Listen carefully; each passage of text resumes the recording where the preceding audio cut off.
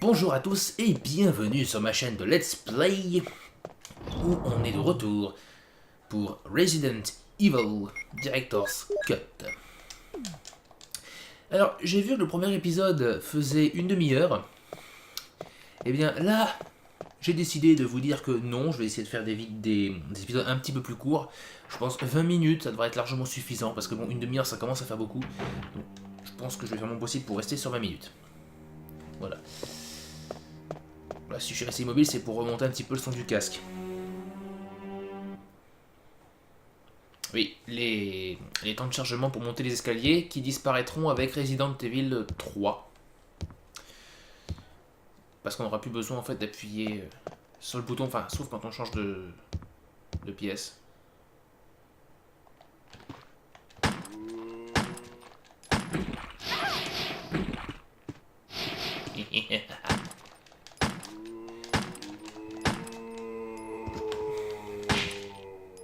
Voilà, donc un autre exemple de la tête du zombie qui explose.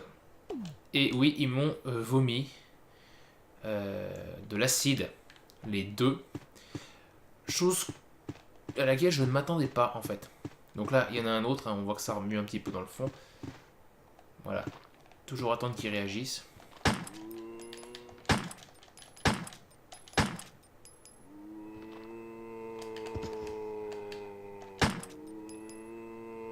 Voilà. Maintenant qu'il est bien mouru comme il se doit. Alors ici, il y a le plan. Il va aussi y avoir des soins. Alors évidemment, normalement, là je suis en mode avancé, donc il y a moins de munitions et moins de soins que dans les modes normaux. Tiens, là on a une herbe qu'on ne va pas fumer, hein, bien sûr, faut pas déconner. Nous ne sommes pas des putains de hippies. Je n'ai rien contre les hippies, hein, je précise. La paix dans le monde, c'est une bonne idée. Mais ce ne sera jamais qu'une idée, malheureusement. Là, je crois qu'il faut une clé armure, je crois. Ou bouclier, non, c'est armure. Voilà. Donc, la fameuse poignée qui est cassée, ça fait partie, en final, des petites surprises de Resident Evil. Ça, j'aime beaucoup, en fait. Parce que, quand on... En fait, ça fait une porte qui peut être passée dans un sens, mais pas dans l'autre. Et ça fait partie d'une des choses que j'aimais beaucoup dans chez les anciens Resident Evil. C'est la possibilité de devoir gérer son parcours en fait. Donc là, on fait gaffe. Il est mort, c'est bon.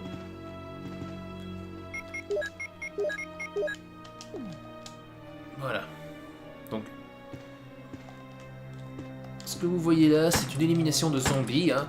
Alors, je sais que vous n'êtes pas idiot, mais je précise parce qu'en fait, ça va me permettre de parler d'un truc, c'est que on dit beaucoup dans Resident Evil qu'il faut pas tuer tous les ennemis parce que vous n'aurez jamais assez de munitions, machin. C'est faux. Enfin, je veux dire, le seul Resident Evil, à ma connaissance, qui va vous pénaliser si vous éliminez tous les zombies, on va dire, c'est le remake.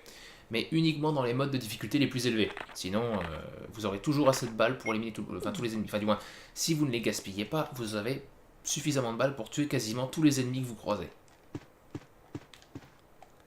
Là, on constate que la porte est aussi en 3D, donc ça veut dire que on peut interagir avec, enfin elle pourra être ouverte en cours de cinématique, en cours de cutscene. Voilà, donc ça c'est une zone assez particulière, donc c'est vraiment quand vous passez par là, bah, vous pouvez plus revenir. Et c'est intéressant parce que vous pouvez très bien, la première fois que vous arrivez ici en fait, vous retrouvez là. C'est-à-dire que on peut passer par ce couloir là-bas et arriver justement dans cette pièce par ici. Et donc vous vous retrouvez en fait coincé entre deux zombies, donc vous voulez dire ah non non non je me barre, et en fait vous pouvez pas parce que la poignée est cassée. Alors ça c'est jouissif. Oui donc ça c'est enfermé par une armure, l'autre aussi, celle qui est juste en face là.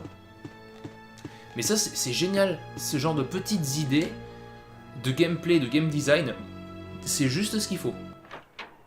La preuve que Resident Evil est un très bon jeu. Alors, là j'aurais pu rencontrer Barry, sauf que ce n'est pas le cas. Il m'aurait donné des grenades. Ah, la fameuse petite musique Forest is Dead. Ça je me souviens, j'avais toujours apprécié en fait les taches de sang qui étaient ici. J'espère que ce n'est pas le sang de mes compagnons. Je rappelle que la première fois que j'ai joué au jeu, j'avais quoi, 10 ans environ. Hein. Donc le monde, c'est... Resident Evil, on va dire, c'est le jeu qui m'a ouvert vers le monde de l'horreur. Et c'est ce qui fait que depuis, ben, j'apprécie quand même ce que fait Stephen King. J'apprécie les films de zombies. Mais c'est vrai que c'est depuis Resident Evil en fait que je me suis mis à m'intéresser à la figure du zombie, aux monstres, les loups-garous, etc. Alors là on voit qu'il a une petite clé qui brille. Alors ça c'est le petit truc un peu salaud parce que dans ce jeu, Forest a une petite particularité.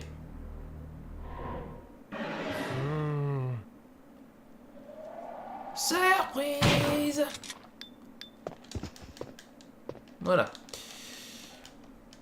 Et oui, Forest revient d'entre les morts.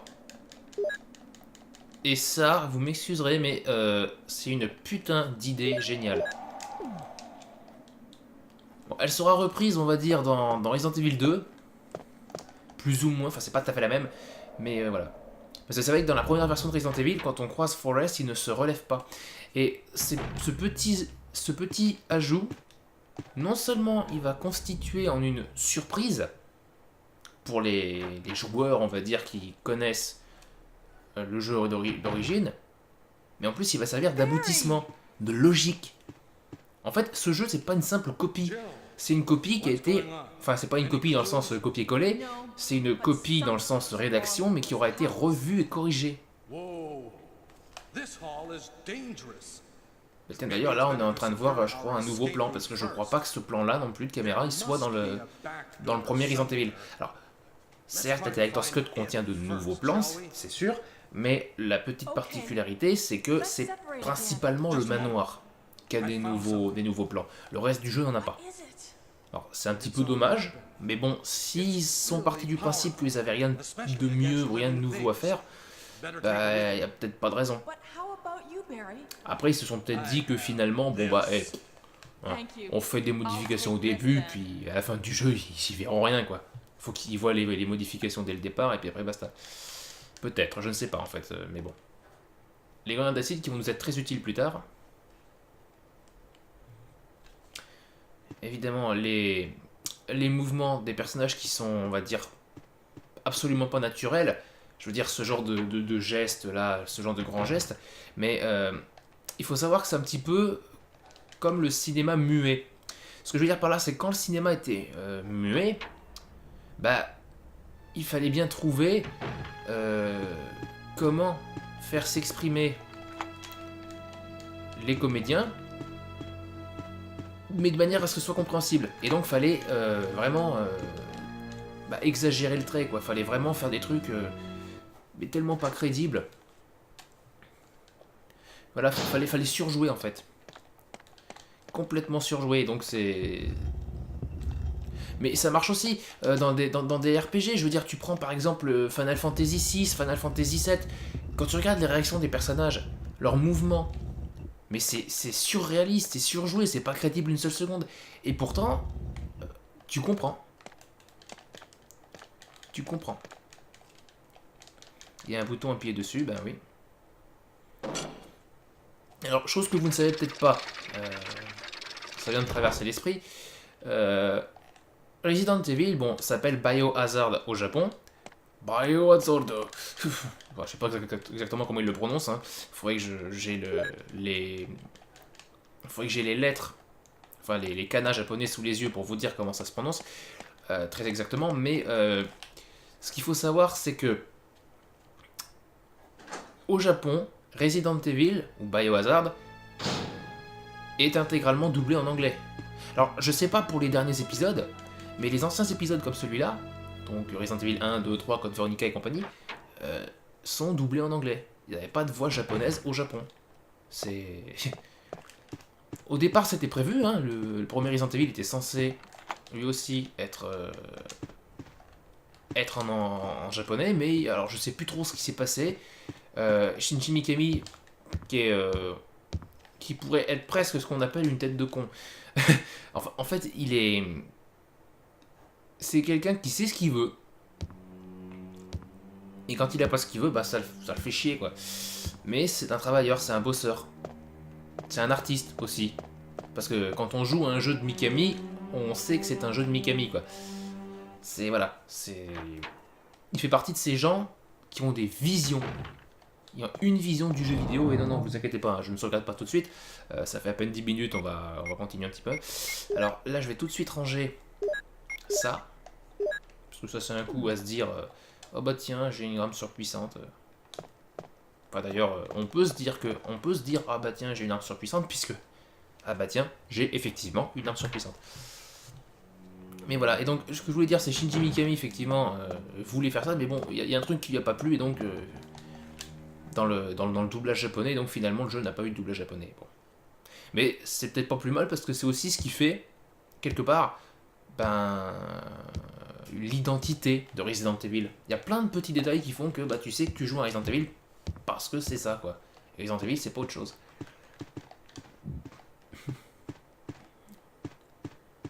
Mais qu'est-ce que je disais? Oui, par rapport au lance-grenade, ou le bazooka comme il l'appelle ici, d'ailleurs c'est le seul épisode où le lance-grenade s'appellera le bazooka ici.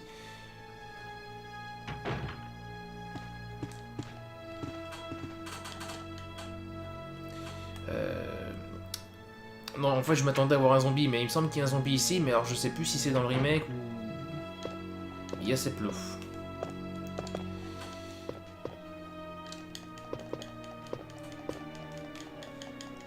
Donc, je disais oui, le bazooka. La première fois que j'ai joué à Resident Evil et que j'ai récupéré le bazooka, en fait, c'était, on rappelle, le Resident Evil où on pouvait pas avoir la visée automatique.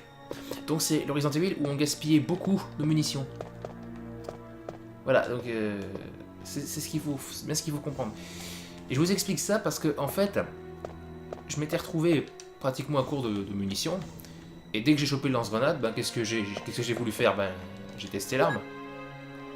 Et en testant l'arme, eh bien je me suis rendu compte que ça cramait effectivement les zombies, ça allait défoncer leur gueule, quoi. Et quand tu te rends compte de ça, bah tu te dis bah c'est cool. Je vais pouvoir éliminer les zombies très facilement. Ouais, sauf que en faisant ça, tu crames tes munitions les plus puissantes. Et résultat, bah tu crèves comme une merde à la fin parce que t'as plus suffisamment de balles ou de soins. C'était con. C'était très con. D'ailleurs, je me souviens, mes premières parties de Resident Evil, j'ai échoué à chaque fois parce que soit j'avais pas suffisamment de munitions, soit j'avais pas suffisamment de soins, soit j'avais plus assez de sauvegarde, parce que je rappelle, premier Resident Evil, première version, c'est pas 3 rubans encreurs que tu chopais par lot, c'est 2. Donc là, ça veut dire que t'as un ruban encreur par lot en plus, quoi. Donc, admettons, t'as... Alors, je sais pas combien il y a de lot total dans le jeu, mais... Ah... Tu la vois la petite surprise, hein?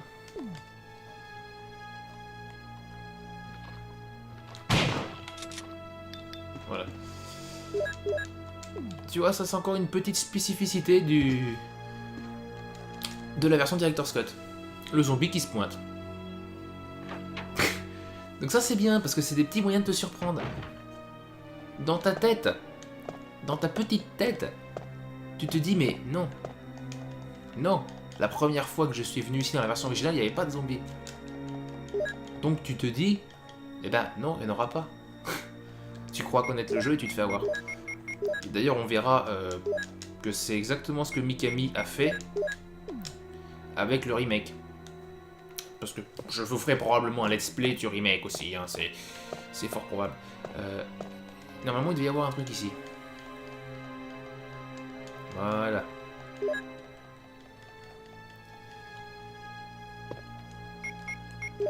Je vais tout de suite recharger, vaut mieux.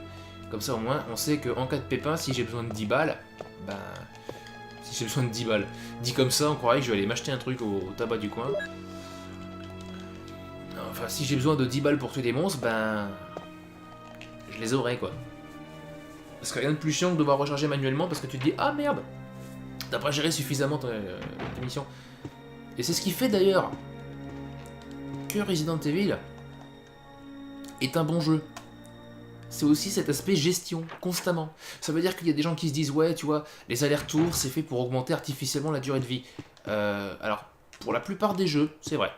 Notamment des RPG, je pense, des jeux comme Dragon Age Inquisition, par exemple, qui exploitent beaucoup trop l'aller-retour. Ils l'utilisent vraiment pour gonfler artificiellement la durée de vie. Mais dans le cadre d'un survival, c'est pas vrai. Ah merde. Soit je suis pas en face, ce qui est probable. Voilà. Maintenant je vais être en face. J'essaie dans un survival horror, les allers-retours, c'est pas vrai. C'est pas on gonfle artificiellement la durée de vie. Ça en fait un petit peu partie, mais ces allers-retours, c'est fait aussi pour les énigmes. Et aussi pour se perdre. Moi je me souviens, les premières parties, je me suis perdu dans ce jeu. Mais vraiment, je me perdais. Alors que je rappelle, j'avais 10 ans. Voilà, c'est... Je le rappelle à chaque fois. J'avais 10 ans, donc forcément, oui, j'étais pas le plus doué en orientation. Voilà. Mais c'est comme ça. C'est comme ça et pas autrement. Enfin, du moins, c'était comme ça maintenant. Je me perds plus dans Resident Evil, je connais le jeu quasi par cœur. Je dis bien quasi parce que c'est avec le nombre de versions qu'il y a. En fait, la seule version de ce jeu que j'ai pas testé, c'est la version Saturn. Qui contient un battle mode exclusif. Et la version DS, où on peut utiliser le couteau avec le stylet, quoi. Je sais pas si ça l'est. Stylet, mais bon... Oui, jeu de mots pourri, oui, je sais, j'irai me pendre aussi, ouais. D'ailleurs, il y a un pendu dans le remake. Il pouvait probablement pas le faire dans le premier jeu, donc... Mais voilà, moi, ce que je l'ai déjà dit vite fait, mais j'aimerais beaucoup retrouver des jeux avec cette esthétique-là. C'est-à-dire les décors en précalculé et les personnages en 3D. Parce que c'était cool. Ça, certes, c'était à la base pour économiser les ressources. Hein. Voilà, ça c'est réglé. À la base, c'était effectivement pour économiser les ressources de la machine.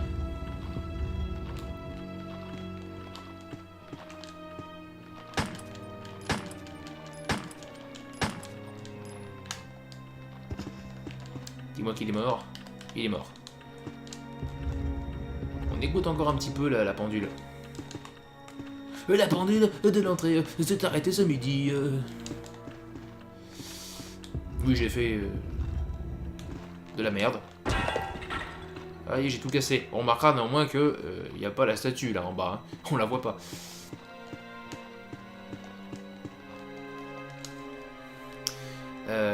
Qu'est-ce que je disais moi? Ah oui, ça permettait d'économiser les ressources. De faire ces 3D précalculés. Mais... Oh putain de merde.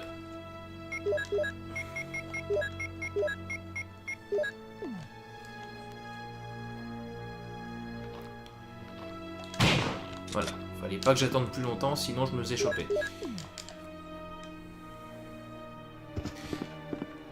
Moi j'aime beaucoup cette esthétique, franchement. Hop. Il m'a dégueuli. Il m'a dégulitionné dessus. Salaud.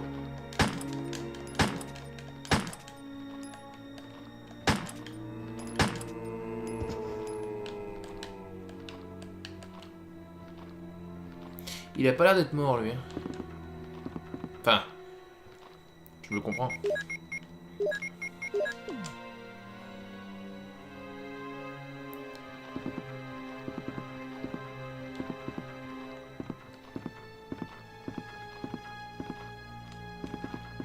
Ah si. C'est bien, c'est qu'ils sont un peu cons, les zombies, donc ils se paument. Voilà. Ah, il a momentanément disparu. Il va sembler l'avoir vu disparaître momentanément. Petit bug.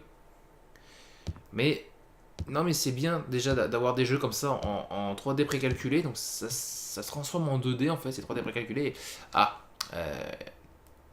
c'est super, mais j'en parlerai plus tard. Là, regardez la fenêtre. Regardez juste la fenêtre. Et ben, cette fenêtre, elle est en 3D. Ça veut dire que dans ce couloir... Merde. Bon, il m'emmerde. Voilà, merci. Ah oui, c'est vrai qu'il y a le pilier, c'est pratique. Et oui, ce couloir-là est un nouveau couloir de chien. Et là encore, ça fait partie des petites surprises du jeu. Alors par contre, alors, je suis faible. Et ça fait 20 minutes. Donc je vais aller sauvegarder. Donc tu vois dans la salle de sauvegarde. Pour évidemment, oui, bah sauvegarder comme ça au moins je serai sûr de pouvoir continuer sans problème, même en cas de bug.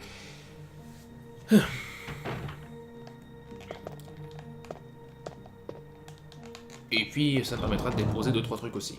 Comme ça je ferai le tri de l'inventaire et voilà, ça ira bien. Bon ça j'en ai pas besoin tout de suite. Quoique sous peu j'en aurai besoin. Alors, pour l'instant par contre ça j'en ai pas besoin. Ça j'en ai pas besoin et ça c'est un soin important donc je le garderai pour plus tard. Voilà. Donc je vais sauvegarder. Et je vais vous dire eh bien à la prochaine fois pour le 3e épisode de ce let's play. J'espère en tout cas que celui-ci vous aura plu. Un minimum quand même. Je continuerai de vous parler de plein de trucs, j'imagine, pendant ce let's play. Allez, c'est parti, 2e sauvegarde. Bon, et bien. C'est ainsi que s'achève le 2e épisode. Je vous dis à la prochaine. Jouez bien. Ciao.